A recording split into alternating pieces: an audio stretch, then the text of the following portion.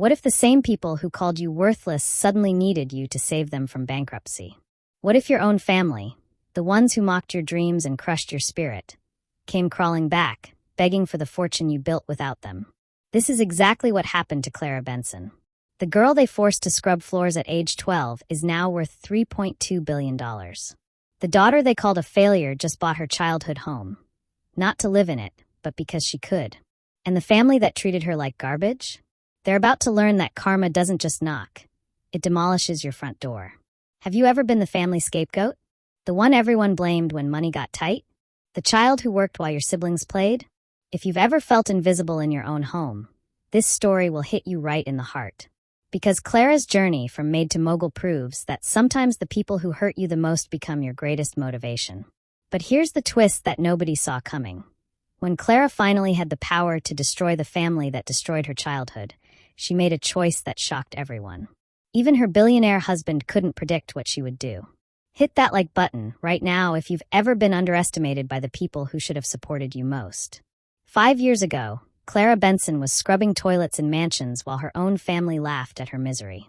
Today, she walks into boardrooms where CEOs twice her age hang on her every word. Her company employs over 50,000 people.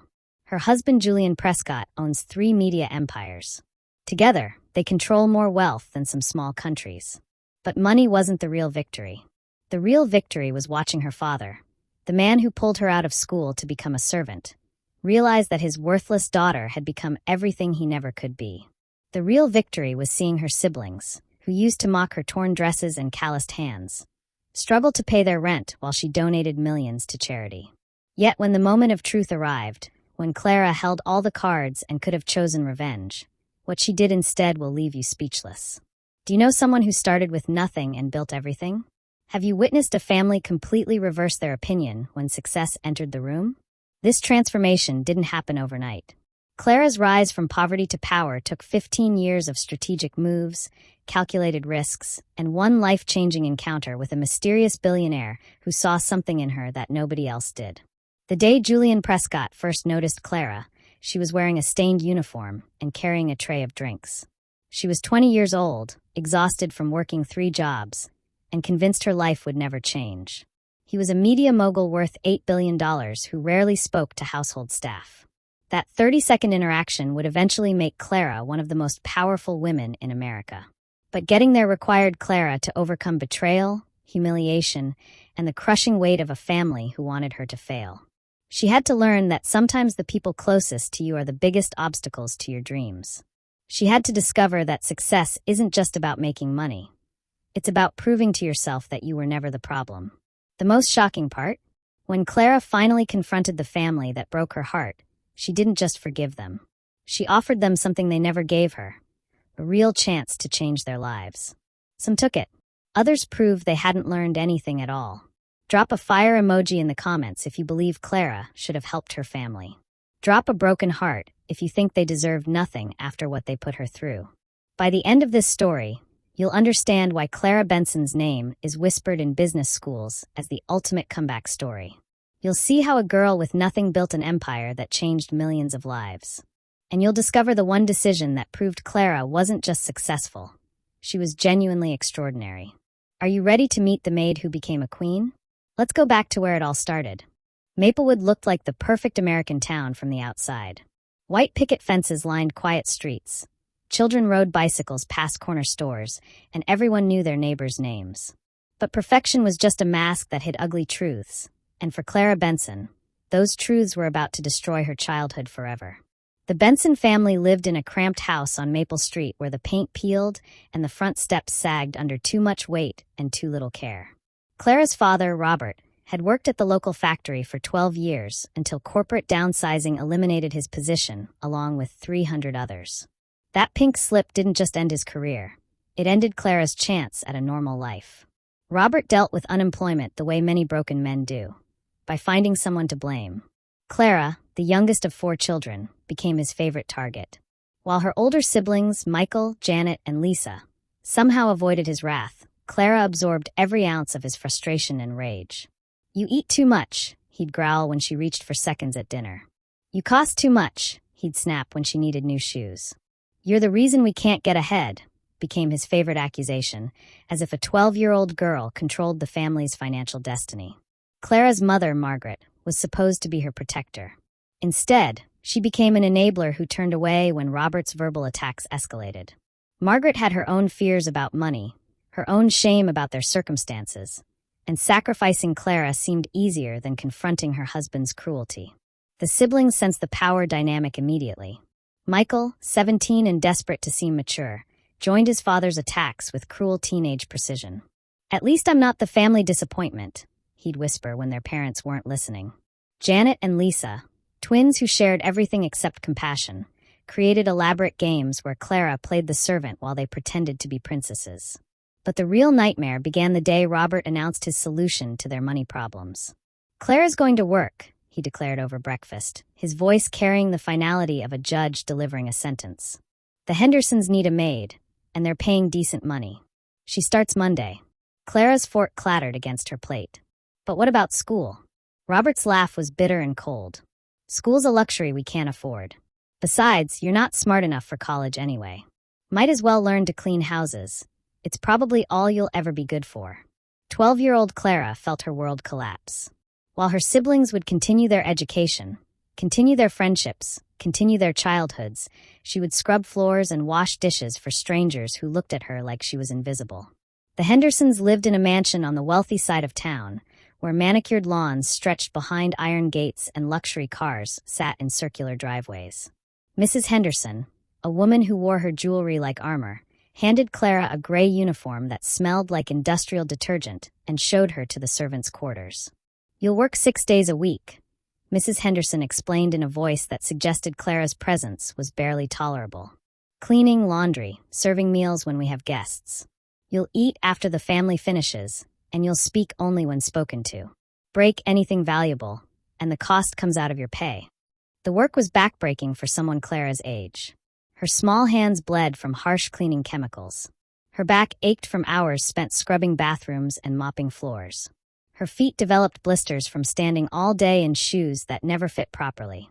But the physical pain was nothing compared to the emotional torture waiting at home. "How's our little servant girl?" Michael would ask when Clara dragged herself through the front door each evening. "Did you remember to bow to your masters today?" Janet and Lisa developed a sick fascination with Clara's humiliation. They'd inspect her hands for cuts, laugh at her exhausted expression, and create elaborate stories about what their maid sister must have done wrong that day. Robert showed no sympathy for his daughter's suffering. Instead, he counted every dollar she earned like a man possessed, always complaining it wasn't enough. "The Hendersons are being generous," he'd say when Clara mentioned 12-hour workdays. "Don't get ungrateful now." Margaret's silence was perhaps the cruelest betrayal of all. Clara would catch her mother's eye across the dinner table, searching for some sign of recognition, some acknowledgement that this situation was destroying her youngest child. Instead, Margaret would look away, busying herself with meaningless tasks to avoid confronting the truth. The town of Maplewood noticed Clara's transformation from student to servant, and their reactions ranged from pity to gossip to outright cruelty. Former classmates would giggle when they saw her in her maid's uniform, whispering behind their hands about poor Clara Benson who had to quit school to clean houses. Local women would shake their heads with false sympathy while discussing Clara's situation over coffee. "Such a shame," they'd murmur, but their eyes held judgment rather than compassion. To them, Clara represented what happened to families who couldn't manage their finances properly. A cautionary tale rather than a child who deserved protection. The isolation became unbearable. Clara had no friends her age, no school activities to look forward to, no dreams that seemed possible. She worked at the Hendersons' house, endured abuse at home, and faced ridicule everywhere else. At 12 years old, she felt like her life was already over. But here's what nobody knew about Clara during those dark months. While her family saw weakness, she was building strength. While they saw failure, she was developing resilience.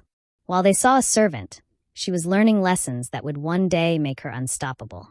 Late at night, when the Benson house finally fell quiet, Clara would lie awake making promises to herself. She promised she would escape this life. She promised she would prove everyone wrong. She promised that someday, the people who looked down on her would be forced to look up. Drop a heart emoji in the comments if you've ever felt abandoned by the people who were supposed to protect you. Clara didn't know it yet, but but her suffering was forging something powerful inside her. A determination that would carry her from the servants' quarters of Maplewood's mansions to the executive suites of America's biggest corporations. But first, she had to survive the worst year of her life. And that was just the beginning of her story. While Clara's family saw only a broken girl in a servant's uniform, something extraordinary was happening behind her tired eyes. Every insult, every cruel laugh, every moment of humiliation was feeding a fire that burned brighter with each passing day. Clara discovered her sanctuary in the most unexpected place, the Maplewood Public Library. On her one day off each week, while other kids her age played at the park or hung out at the mall, Clara walked 3 miles to a building that would change her entire life. Mrs. Rodriguez, the head librarian, noticed Clara immediately. Here was a 13-year-old girl who moved through the stacks with purpose, who read business magazines with the intensity of a scholar, who asked questions that revealed a mind hungry for knowledge.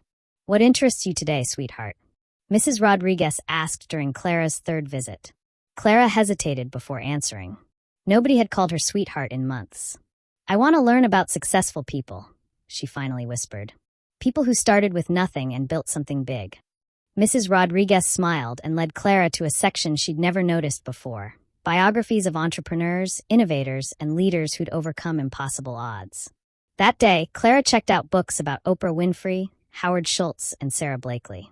Women and men who'd faced rejection, poverty, and doubt before building empires. Reading became Clara's secret weapon. While her siblings wasted time on social media and television, Clara absorbed every story of transformation she could find.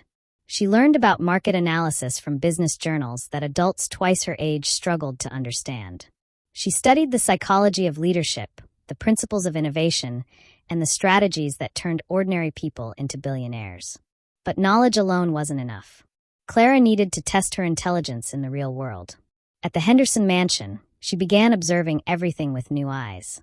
She noticed how Mrs. Henderson managed household staff, how Mr. Henderson conducted business calls, and how their teenage son Nathan wasted opportunities that Clara would have killed for.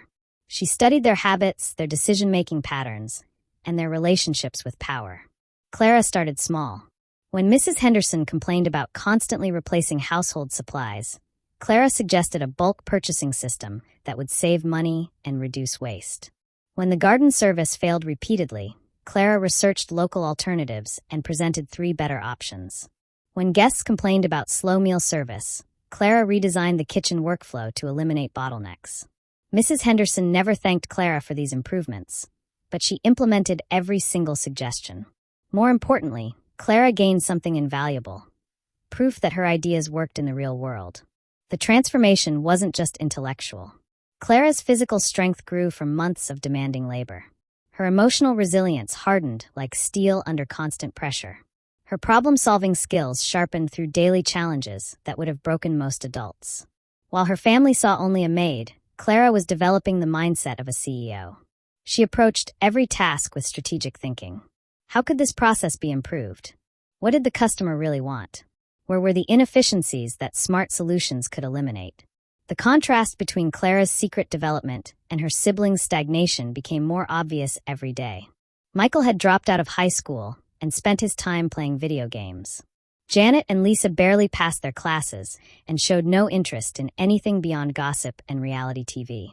They were coasting through life while Clara fought for every scrap of knowledge and experience. But the most powerful change happened inside Clara's mind. The shy, broken girl who'd accepted her family's cruelty was disappearing. In her place emerged someone who understood her own worth, who recognized her intelligence, and who refused to accept limitations others tried to place on her. Clara began keeping a journal where she recorded business ideas, observations about successful people, and goals that seemed impossible from her current position. One entry from that period would later become famous when Forbes featured it in their profile. Today, Mr. Henderson fired his marketing consultant for incompetence. "I could have done better with half the budget and none of the ego. Someday, I'll prove that intelligence matters more than connections. Someday, people like him will work for people like me."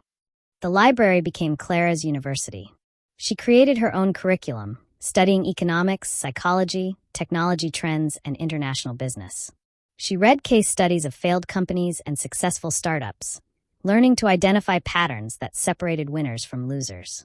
Mrs. Rodriguez began saving advanced books for Clara, amazed by her ability to grasp complex concepts that challenged college students. "You have a gift," she told Clara one afternoon. "Don't let anyone convince you otherwise."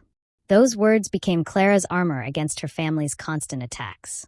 When Robert called her stupid, Clara remembered the business strategies she'd mastered. When her siblings mocked her appearance, Clara focused on the leadership principles she was developing. When Margaret ignored her pain, Clara strengthened her resolve to build a life where she'd never be vulnerable again. The most crucial realization came during Clara's second year as a maid. While organizing Mr. Henderson's home office, she discovered files about his various business investments. Reading through the documents, Clara realized that success wasn't about being the smartest person in the room. It was about recognizing opportunities, taking calculated risks, and executing plans better than your competition. Mr. Henderson wasn't a genius. He was simply someone who'd learned to identify profitable trends before others noticed them. His wealth came from being slightly ahead of the curve, not from superior intelligence or family connections. That revelation changed everything for Clara. Success wasn't some mysterious process reserved for special people. It was a learnable skill set that combined knowledge, timing, and execution. And Clara was already developing all three components. But here's what nobody expected. Clara's transformation was about to accelerate dramatically. Because while she was building her secret strength, someone else was watching her with interest. Someone who would offer her the opportunity she'd been preparing for without even knowing it. The girl who'd started as a victim was becoming a force of nature. The servant who cleaned other people's messes was learning to create solutions that would change entire industries. The daughter who'd been written off as worthless was developing into someone who would redefine success itself. Clara's family had no idea they were living with a future billionaire. But their blindness was about to become their biggest regret. Everything changed on a Tuesday morning in July, when Clara was 15 years old. She'd been working as a maid for 3 years, her childhood a distant memory buried beneath endless chores and family cruelty. But fate has a way of arriving when you least expect it, and sometimes it comes disguised as just another day of work. The Henderson mansion was buzzing with unusual activity. Expensive cars lined the circular driveway.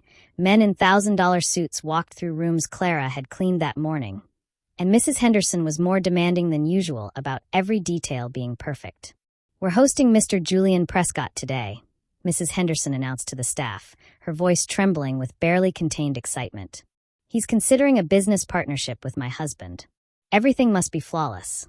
Clara had heard the name before. Julian Prescott, media mogul, worth billions, owner of 3 television networks and a dozen magazines. At 32, he was one of the youngest billionaires in America, known as much for his business genius as for his ability to stay out of tabloid headlines. Clara's job was simple: serve refreshments during the afternoon meeting, remain invisible, and avoid any interaction with the guests. She'd done this routine hundreds of times before. Wealthy men would discuss deals while she moved around the room like a ghost, pouring coffee and clearing plates without anyone acknowledging her existence. But Julian Prescott was different from other powerful men who visited the Henderson home. When Clara entered the study carrying a silver tray of beverages, the room fell into one of those natural pauses that sometimes happen during business discussions. Julian was standing near the window, reviewing documents, when something made him look up. Their eyes met for exactly 3 seconds. In those 3 seconds, Clara saw something she'd never encountered before: genuine interest. Not the dismissive glance of someone looking through her, not the cruel assessment of someone judging her worth, but actual curiosity about who she was as a person. Julian saw something too.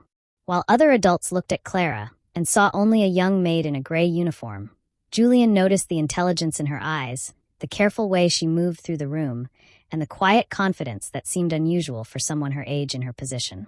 "Thank you," Julian said as Clara placed his coffee cup on the side table. His voice was warm, respectful. The first time an adult had thanked her for anything in months. Clara nodded and continued serving the other men, but she could feel Julian watching her. Not in the uncomfortable way that made her skin crawl, but with the attention of someone trying to solve an interesting puzzle. The meeting lasted 2 hours. Clara served lunch, refilled drinks, and cleared plates while the men discussed merger strategies and market projections. She listened to every word, understanding concepts that would have confused most adults, filing away information about business tactics and negotiation techniques. As the meeting concluded and guests began leaving, Julian lingered. While Mr. Henderson walked other visitors to their cars, Julian remained in the study, apparently reviewing his notes, but actually waiting for something. When Clara returned to clear the final coffee cups, Julian spoke quietly. "What's your name?" Clara froze. Guests never asked her name. She wasn't supposed to have conversations with visitors. Mrs. Henderson would be furious if she found out. "Clara, sir," she whispered, glancing toward the door. "How old are you, Clara?" 15. Julian studied her face with the same intensity he'd applied to the business documents. "Do you attend school?" Clara's cheeks burned with shame. "No, sir. I work. Full-time." She nodded, unable to meet his eyes. Julian was quiet for a long moment. When Clara finally looked up, his expression had changed from curiosity to something that looked like controlled anger. "Thank you, Clara," he said finally. "You're very professional at what you do." That was it. No dramatic speech, no immediate offer of help, no Hollywood moment where everything changed instantly. Julian simply gathered his papers and left, leaving Clara wondering if she'd imagined the entire interaction. But Julian Prescott hadn't forgotten Clara Benson. 3 weeks later, Mrs. Rodriguez at the library approached Clara with unusual excitement. "There's a new scholarship program," she explained, handing Clara a glossy brochure. "It's specifically for young people who've had to leave school due to family financial hardships. Full tuition plus living expenses for anyone who qualifies." Clara's heart raced as she read the requirements.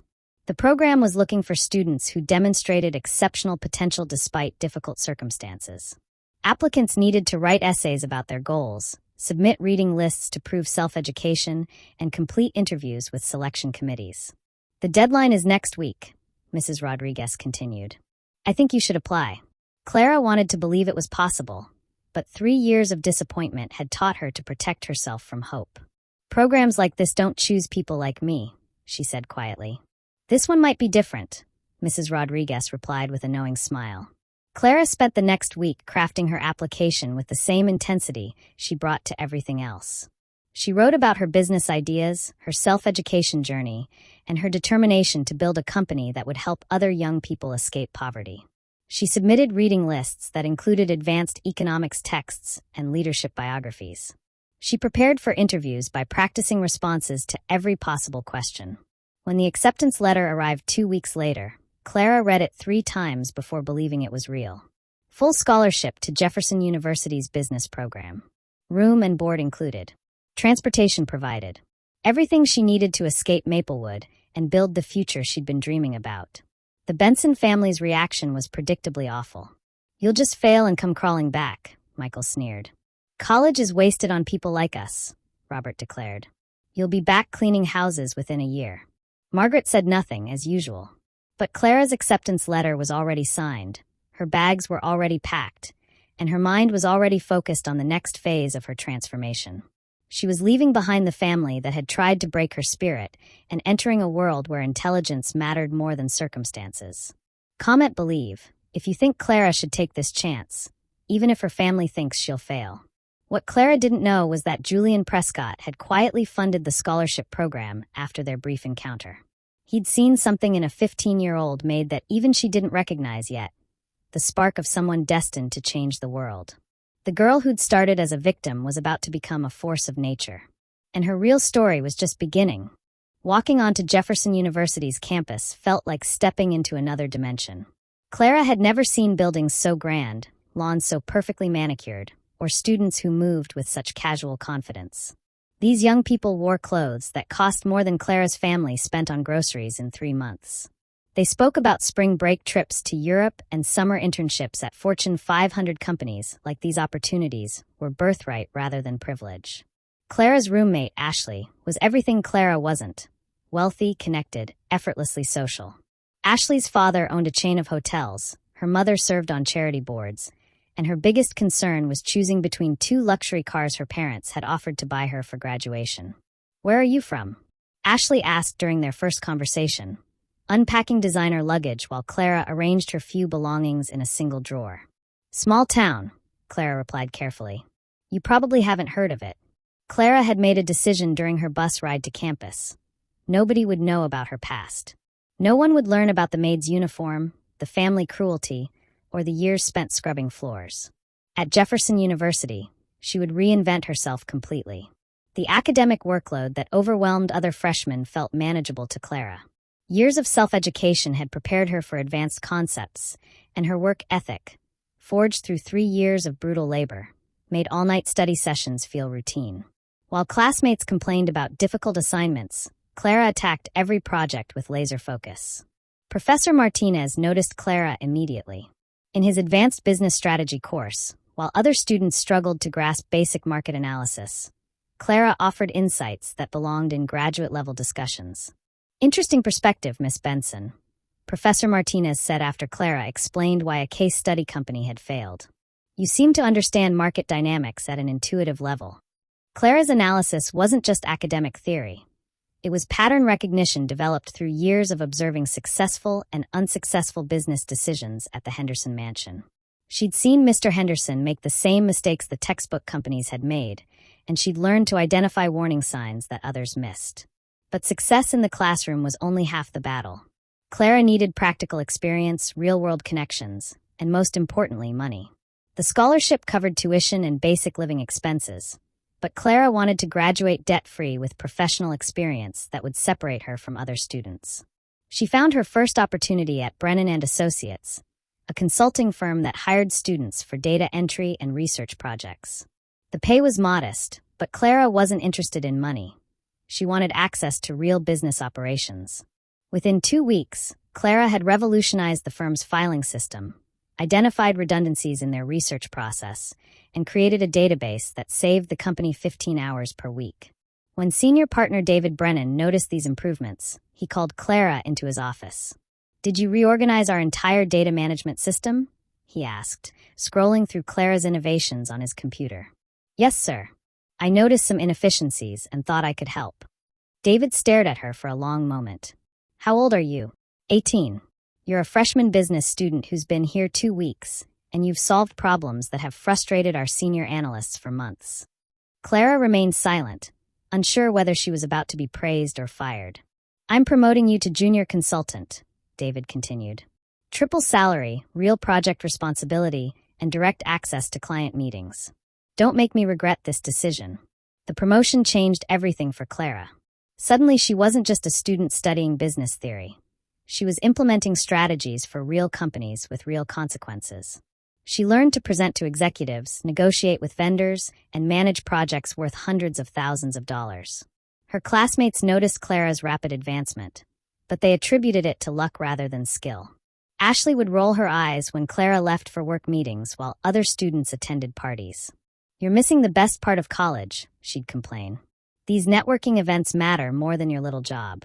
But Clara understood something her privileged classmates didn't. She couldn't afford to waste time on activities that didn't build her future. While they partied, she worked. While they networked with other students, she built relationships with business professionals.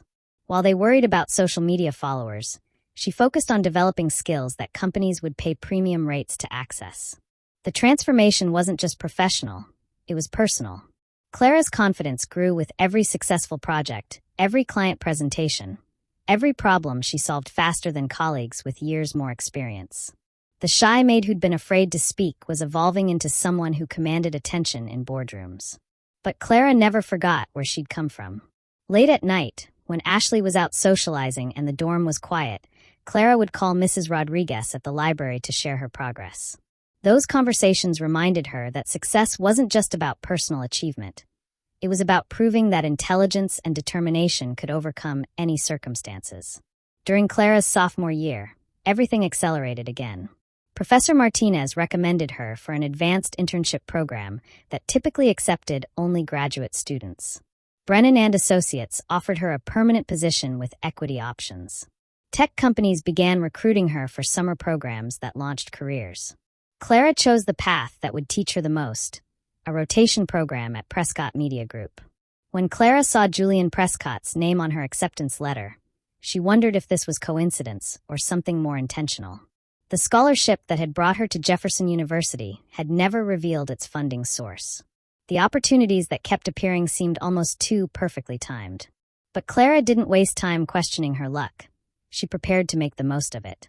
The first day at Prescott Media Group, Clara dressed in her best interview suit and arrived 30 minutes early. She'd researched every aspect of the company, studied Julian's business philosophy, and prepared questions that demonstrated her understanding of media industry trends. When Julian walked into the conference room where new interns were receiving orientation, Clara felt the same electric recognition she'd experienced 3 years earlier. But this time, she wasn't a powerless teenager in a maid's uniform. This time, she was a confident young woman who'd earned her place in that room. Their eyes met across the conference table, and Julian's slight smile suggested he remembered exactly who Clara Benson was. "Welcome to Prescott Media Group," Julian said to the group of interns. "Some of you are here because of family connections. Others earned your positions through academic achievement. But all of you have the opportunity to learn from one of the most dynamic industries in America." His gaze lingered on Clara for just a moment longer than the others. "Make the most of this chance. Not everyone gets a second opportunity to prove themselves." Clara understood the message behind his words. This wasn't just an internship. It was Julian's way of seeing whether the potential he'd recognized in a teenage maid could flourish in the business world. She was about to show him exactly what Clara Benson was capable of achieving. Clara's internship at Prescott Media Group lasted exactly 6 weeks before Julian Prescott made a decision that would change both their lives forever. During her first month, Clara had analyzed 3 struggling magazine properties and identified specific strategies to increase their readership by 40%. She'd streamlined the company's social media approach, saving $200,000 in advertising costs while doubling engagement rates. Most impressively, she'd predicted a market trend that Julian's senior executives had missed completely: the rise of workplace training content that combined entertainment with education. Julian called Clara into his private office on a Friday afternoon in late October.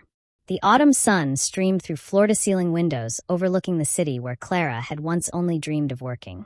"Tell me about your 5-year plan," Julian said without preamble. Clara had prepared for this moment. "I want to start a company that revolutionizes workforce development. Most training programs fail because they're boring and disconnected from real workplace challenges. I want to create solutions that actually help people build careers, not just check corporate boxes." Julian leaned back in his chair, studying Clara with the same intensity she remembered from their first meeting. "What makes you think you can succeed where billion-dollar corporations have failed?" "Because I understand what it feels like to have potential that nobody recognizes," Clara replied. "Most training programs are designed by people who've never struggled to find opportunities.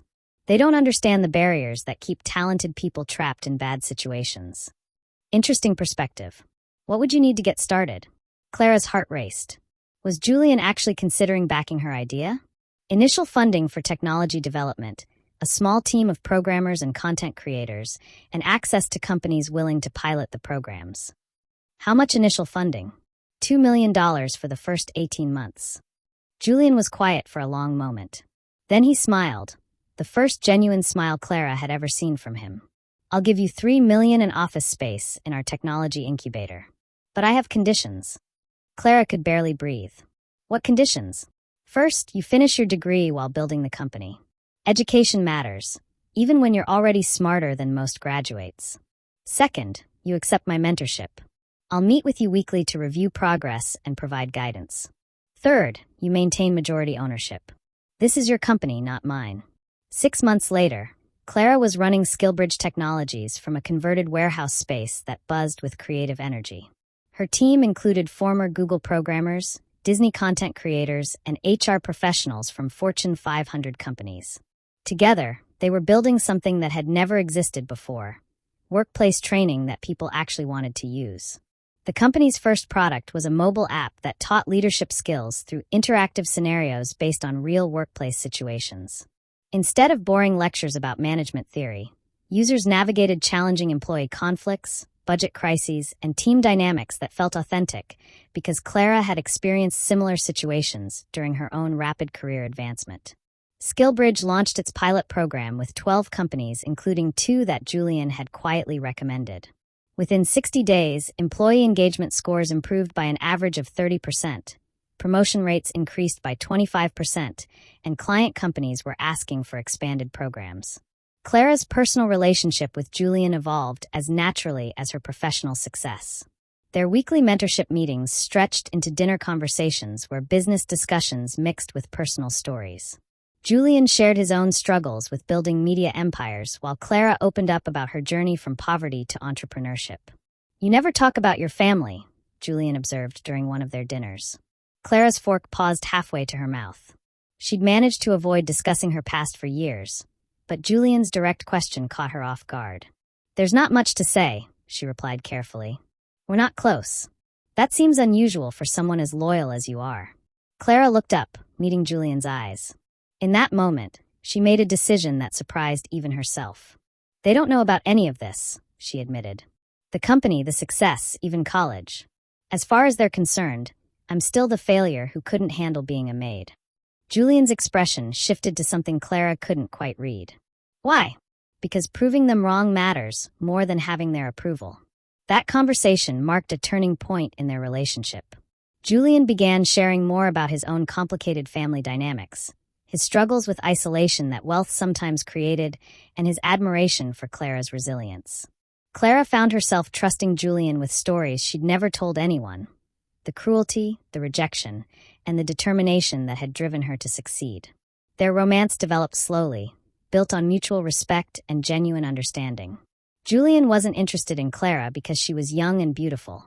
He was drawn to her intelligence, her drive, and her ability to see solutions where others saw only problems. Clara wasn't impressed by Julian's wealth. She valued his mentorship, his integrity, and his willingness to invest in her vision without trying to control her company. Skillbridge's growth exploded during Clara's senior year of college. Major corporations began implementing their programs company-wide. Tech giants offered acquisition deals worth hundreds of millions. Venture capital firms courted Clara with offers that would have made her wealthy beyond imagination. But Clara had bigger plans than selling to the highest bidder. "I want to build something that lasts," she told Julian during their final meeting before her college graduation. "Not just a successful company, but a platform that changes how people think about career development." Julian smiled the way he had that day in his office when Clara first shared her vision. "What do you need?" "More office space, expanded development teams, and partnership deals with universities and training institutions." "Done. Anything else?" Clara hesitated before answering. Over the past year, her feelings for Julian had evolved from professional admiration to something deeper. But she'd been careful not to mix business with personal emotions, unwilling to risk either her company or their friendship. "Actually, yes," Clara said finally. "I need to ask you something personal." Julian raised an eyebrow. "Go ahead. Would you like to have dinner tomorrow night?" "Not a business meeting, not a mentorship session. Just dinner." Julian's smile was immediate and genuine. "I thought you'd never ask." 2 years later, Skillbridge Technologies was valued at $1.2 billion. Clara Benson, at 24 years old, had become one of the youngest female billionaires in American history. Her marriage to Julian Prescott 6 months earlier had been a quiet ceremony attended by close friends and business associates. But the most satisfying moment wasn't the billion-dollar valuation or the wedding photos in business magazines. It was the day Clara realized she'd built something that would outlast any family rejection or childhood trauma. She'd created a company that empowered other people to overcome the same barriers that had once seemed insurmountable. The girl who'd started as a victim had become a force that was reshaping entire industries. But her greatest test was still coming, because success has a way of reaching the people who'd written you off, and the Benson family was about to discover exactly what they'd lost when they chose cruelty over love. The news hit Maplewood like a Category 5 hurricane on a Tuesday morning when Mrs. Patterson rushed into Henderson's grocery with a Forbes magazine clutched against her chest, her face flushed with the excitement that comes from being the first to deliver shocking gossip. "You're never going to believe this," she announced to anyone within earshot. "Clara Benson, that poor girl who used to clean the Henderson house, she's on the cover of Forbes magazine."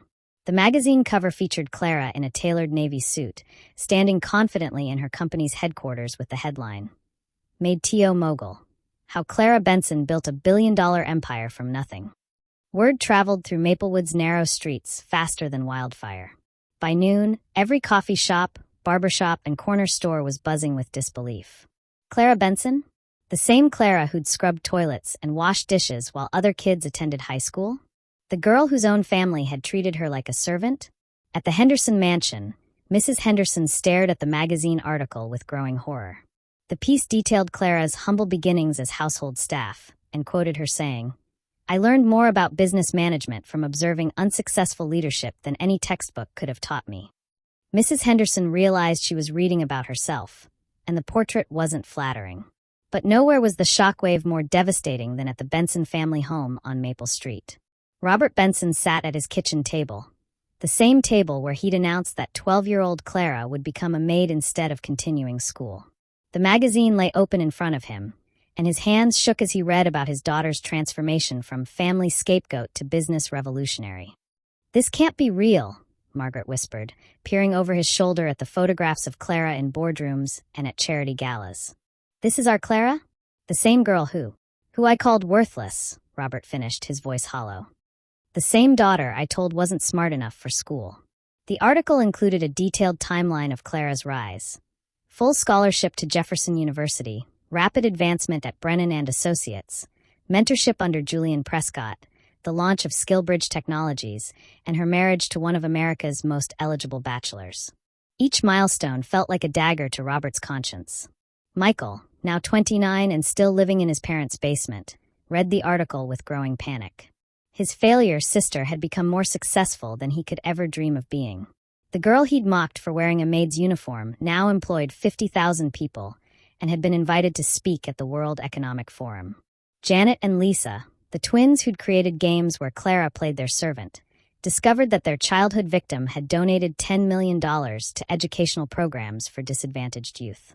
While they struggled to pay off credit card debt from their retail jobs, Clara was reshaping entire industries. The most painful detail was Clara's quote about family. "Success means having the power to help people who once hurt you, then choosing whether they deserve that help." That afternoon, Robert made the phone call that terrified him more than anything he'd ever done. Through information from Mrs. Rodriguez at the library, he'd managed to get SkillBridge Technologies' main number. "I'd like to speak with Clara Benson," he said to the receptionist, his voice barely steady. "Ms. Benson is in meetings all day. May I ask who's calling?" Robert hesitated. Would Clara even take a call from him? Did she want any contact with the family that had destroyed her childhood? "This is her father," he finally admitted. There was a long pause. "Please hold." 5 minutes later, Clara's assistant came on the line. "Mr. Benson?" "Ms. Benson asks if this is an emergency regarding health or safety." "No," Robert said quietly. I wanted to talk to her. Ms. Benson's schedule is fully booked for the next 3 months. If you'd like to send a written message, I can include it in her correspondence." The message was clear. Clara had no interest in casual family conversations.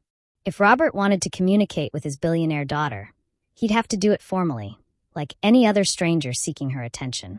That evening, the entire Benson family gathered in their living room, the first time they'd all been together in years. The irony wasn't lost on any of them. The person who'd brought them together was the same person they'd driven away. "We have to contact her," Margaret said, tears streaming down her face. "We have to apologize." "Apologize for what?" Michael demanded, his defensiveness masking deep shame. "For making her work? Plenty of kids have jobs." "For calling her worthless," Robert replied, his voice breaking. "For telling her she wasn't smart enough for school. For treating our own daughter like she was garbage." Lisa spoke up quietly. "Do you think she hates us?" The question hung in the air like a death sentence. They all knew the answer. Janet found Clara's business email address and spent 3 days crafting a message that tried to explain 12 years of cruelty in a few paragraphs. The email detailed their regret, their pride in her success, and their desperate hope for forgiveness. It was pathetic, rambling, and far too late. Clara's response came back within hours, but not from Clara herself. Her assistant replied with a brief message. "Ms. Benson appreciates your interest in reconnecting. Please note that all family-related matters are handled through her legal team. Contact information is attached." Legal team. Clara had created legal barriers between herself and her own family. Meanwhile, the rest of Maplewood was experiencing its own reckoning. Former classmates who'd ignored Clara during her Maid years suddenly remembered being close friends with her. Teachers who'd written her off after she left school claimed they'd always known she was special. Neighbors who'd gossiped about the poor Benson girl now bragged about living on the same street as a billionaire. Mrs. Henderson, mortified by the article's description of Clara's working conditions, attempted to contact Clara directly. She wanted to clarify certain misconceptions about Clara's employment. Code for begging Clara not to share more details about her treatment. But Clara had moved far beyond the reach of Maplewood's damage control. 6 weeks after the Forbes article, Clara made a decision that sent another shockwave through her hometown. Skillbridge Technologies announced the opening of a new training center in Maplewood, a $50 million facility that would bring 200 high-paying jobs to the struggling town. The announcement included a quote from Clara. "This community shaped me in ways both positive and challenging. I'm proud to contribute to its economic future while providing opportunities for young people who might otherwise lack access to career development resources." Robert Benson read the announcement and understood the message behind Clara's professional language. She was investing in Maplewood's future, but she wasn't coming home. She was helping the community without helping the family that had rejected her. The final twist came when Mrs. Rodriguez called the Benson house with news that made Robert's blood run cold. "I thought you should know," the librarian said gently. "Clara's been sending anonymous donations to the library for 3 years. She's been funding the Young Adult Literacy Program and the Computer Center. She never forgot where she found hope during her darkest time." Clara had been secretly supporting Maplewood all along, investing in the same library that had saved her life. But she'd done it anonymously, without recognition, without any attempt to reconnect with her family. What would you do in Clara's position? Comment forgive if you think she should give her family another chance. Or move on if you think they don't deserve her time. The girl who'd once been powerless now held all the power, and her family was about to discover whether mercy was part of her transformation. Because Clara Benson had one more surprise in store. A decision that would define not just her relationship with her past, but the kind of person success had made her become. Section 8. The Resolution and Legacy. Word count target. 1,200 to 1,300 words. 3 months after the Forbes article shattered Maplewood's quiet existence, Clara Benson made a decision that would define her legacy far beyond business success. The choice came during a board meeting where her legal team presented a stack of letters, emails, and formal requests from the Benson family, each message more desperate than the last. "They're requesting a family meeting," her attorney explained. "Your father has written 17 letters. Your mother sent flowers to your office every week for 2 months. Your siblings have created social media accounts just to try reaching you." Julian, who attended the meeting as both Clara's husband and business partner, studied her face carefully. "What do you want to do?" Clara was quiet for a long moment, staring out the conference room windows at the city skyline she now helped shape. "I want to see them," she finally said. "But on my terms, in my space, with my rules." The meeting was scheduled for Skillbridge Technologies' executive conference room on a Saturday morning. Clara chose the location deliberately. Her family would see exactly what she'd built without them, surrounded by the success they'd claimed she'd never achieve. Robert Benson walked into that conference room a broken man. At 58, unemployment and regret had aged him beyond his years. Margaret followed behind him, clutching a purse that contained every article about Clara she'd been able to find, as if collecting proof of her daughter's achievements could somehow undo years of neglect. Michael, Janet, and Lisa entered last, their eyes wide as they took in the marble floors, expensive artwork, and floor-to-ceiling windows that showcased Clara's empire. This wasn't the small-town girl they remembered. This was a woman who commanded rooms where billion-dollar decisions were made. Clara sat at the head of the conference table, wearing a charcoal suit that cost more than her family's monthly rent. Her wedding ring caught the light, a reminder that she'd built a life filled with love and respect, everything her family had failed to provide. "Thank you for coming," Clara said, her voice professionally polite but emotionally distant. "I understand you wanted to speak with me." Robert struggled to find words. How do you apologize for destroying a child's self-worth? How do you ask forgiveness from someone whose success makes your own failures impossible to ignore? "Clara," he began, his voice cracking, "I know we don't deserve your time. I know we don't deserve anything from you. But I need you to know that I was wrong. About everything." "Wrong about what, specifically?" Clara asked. Her tone wasn't cruel, but it wasn't warm either. "I told you that you weren't smart enough for school. I called you worthless. I made you work when you should have been learning." Robert's hands shook as he spoke. "I failed you as a father in every possible way." Margaret joined in, tears flowing freely. "We were so focused on our own problems that we didn't see how special you were. We didn't protect you when we should have. We didn't support your dreams when we could have. Clara listened without expression, letting them exhaust their prepared apologies. When they finished, she spoke with the measured tone of someone who'd spent years processing these emotions in therapy. I appreciate your acknowledgement of what happened, she said. But I want you to understand something important. My success isn't despite what you did to me.